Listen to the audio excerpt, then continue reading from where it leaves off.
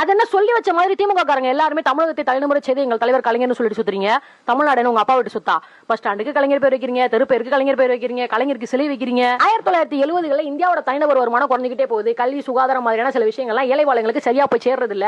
நோய்வாய்ப்படுறவங்க அதிகமாயிட்டாங்க, மாலைக்கண் நோய் ஏற்படுறவங்க அதிகமாயிட்டாங்க, 55 வயசுக்கு மேல இருக்கிறவங்க கண்ணில் புரை தடுறவங்க ரொம்ப அதிகமாயிட்டாங்க. அதனால பார்வை இழப்பு ஏற்பட்டு வேலைக்கு போக முடியாம போய் உணவுக்கு வேற வழி இல்லாம பாதி பேர் செத்து போயும் பாதி பேர் பிச்சை எடுக்கிற நிலைமைக்கு உருவாயிட்டாங்க அப்படின்றது தெரிஞ்ச உடனே இந்தியாவில் இல்ல உலகத்திலே யாரும் கொடுக்காத கண்ணொளி வழங்கும் திட்டத்தை இலவசமா கொடுத்து ஒவ்வொரு மாவட்டத்தில் இருக்க குக்கிராமங்கள் முதற்கொண்டு ஒரு மெடிக்கல் கேம்ப் போட்டு ஒவ்வொரு கேம்புக்கும் 2000 ஆபரேஷன்ஸ் ஃப்ரீயா பண்ணி கண் பார்வை குறைபாடு இருக்கிறவங்களுக்கு கண்ணாடி, மாத்திரை, மருந்து எல்லாத்தையுமே இலவசமா கொடுத்தாரு. அதுக்காக நீங்க பஸ் ஸ்டாண்டு கலைஞர் பேர் வச்சிருக்கீங்களா? அதே 1970களில் தமிழ்நாட்டில் பிச்சை எடுக்கிறவங்களோட எண்ணிக்கை அதிகமாச்சுன்றதுக்காக அதுக்குன்னே அரசு தனி சிறப்பு வாகனம் ஒன்று ரெடி பண்ணி பிச்சை எடுக்கிறவங்கள மனநலம் பாதிக்கப்பட்டவங்களையும் நோய்வாய்ப்பட்டவங்களையும் வயசானவங்களையும் அவங்களுக்குரிய தனித்தனி காப்பகத்தில் விட்டுட்டு நல்லா இருந்து பிச்சை எடுக்கிறவங்களுக்கும் மாற்றுத்திறனாளிகளுக்கும் சுய வேலைவாய்ப்பு ஏற்படுத்தி கொடுக்கிற பிச்சைக்காரர் மறுவாழ்வு திட்டம் ஏற்படுத்தி கொடுத்தான்றதுக்காக தெருப்பேர்களுக்கு நீங்க கலைஞர் பேர் வைப்பீங்களா?